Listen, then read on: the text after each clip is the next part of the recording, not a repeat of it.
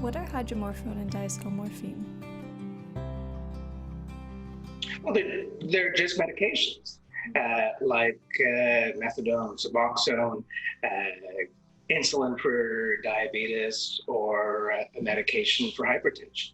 This is a chronic manageable illness, opioid use disorder, and there's a spectrum of treatments that can be taken, but nothing works for everyone or all the time.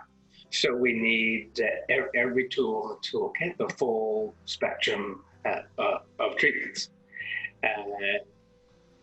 Injectable treatment may require supervision, and yes, there is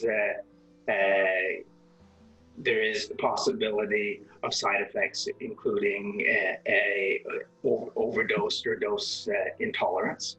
But at Crosstown or in the supervised setting, there's always a health professional available to deal with those events when they occur, and they are exceedingly rare. Out of 88,000 treatment events during our Salome study, the 6-month treatment phase, our nurses only had intervened with oxygen and Narcan 14 times. And all of those adverse events were successfully managed on site. And this is therefore a safe treatment.